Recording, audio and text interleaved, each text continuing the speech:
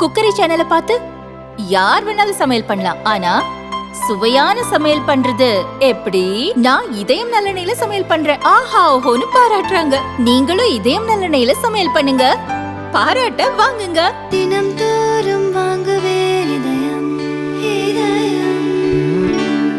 Venezuela கடற்கரையில் போதைப் பொருள் கடத்த முயன்ற கப்பல் மீது அமெரிக்க ராணுவத்தினர் நடத்திய தாக்குதலில் 11 பேர் கொல்லப்பட்டனர். தென் அமெரிக்காவில் வெனிசுலா நாடு அமைந்துள்ளது.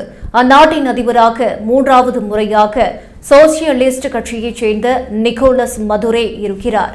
அவர் உலகின் மிகப்பெரிய போதைப்பொருள் கடத்தல்காரர்களில் ஒருவராக செயல்படுவதாகவும் போதைப்பொருள் கும்பல்களுடன் இணைந்து அமெரிக்காவுக்குள் போதைப் பொருட்களை சப்ளை செய்வதாகவும் அமெரிக்க அதிபர் டொனால்ட் ட்ரம்ப் தொடர் குற்றச்சாட்டுகளை முன்வைத்து வருகிறார். நிக்கோலஸ் மதுரேவை கைது செய்தால் பரிசு தொகை வழங்கப்படும் என்று ட்ரம்ப் அறிவித்தார். சில நாட்களுக்கு முன்னர் அந்த பரிசு தொகையை 400 கோடி ரூபாயாக உயர்த்தினார். இந்நிலையில் வெனிசுலா கடற்கரையில் ஒரு கப்பலின் மீது அமெரிக்க படைகள் தாக்குதல் நடத்தின.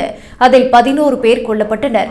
நிக்கோலஸ் மதுரோவுடன் தொடர்புடைய போதைப்பொருள் கடத்தல்காரர்கள் அந்த கப்பலின் மூலம் தங்கள் நாட்டுக்குள் போதைப் பொருளை கடத்த முயன்றதால் தாக்குதலை நடத்தியதாக அமெரிக்கா தெரிவித்துள்ளது.